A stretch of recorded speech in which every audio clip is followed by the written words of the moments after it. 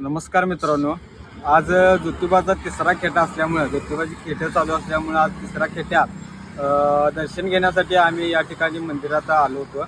आणि मंदिराच्या चारी बाजूने म्हणजे सगळीकडे पार्किंग असल्यामुळे आम्ही त्या ठिकाणी पार्किंग केलं होतं, ज्या ठिकाणी स्टॉल लागतात. आणि त्या ठिकाणी आम्ही पार्किंग केलं असता तेथील त्या पोरग्यानं म्हटलं की बाबा काहीतरी वस्तू घ्यायची आणि मगच तुम्ही पार्किंग करा. तर मी म्हटलं दादा आम्ही नारळ आणले आणि पार्किंग आम्ही थोडा वेळ करतो आणि दर्शन घेऊन येतो, नारळातून आम्ही आणलेलं आहे. तर तसं आम्ही त्याला समजून सांगत असताना पण आम्ही पार्किंग करून पुढे गेल्यानंतर त्यानं स्वतःहून लॉक असलेली गाडी पण पार्किंग पुढे घेतली आणि रोडवर आमची गाडी लावण्यात आली. तर गाडी रोडवर न लावून शांत बसता आमची गाडी रोडवर लावली ते लावली, प्लस आम्ही चप्पल ज्या ठिकाणी काढलेलं ते चप्पल पण त्यानं त्या ठिकाणी रोडवर भिडकाडलं.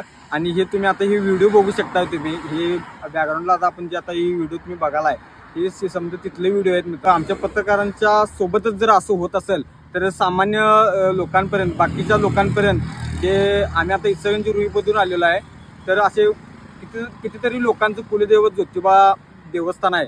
तर त्या लोकांनी किती असा त्रास सहन केला असेल आणि इथून पुढे किती लोक त्रास सहन करत असतील तुम्ही व्हिडिओ बघू शकता मित्रांनो.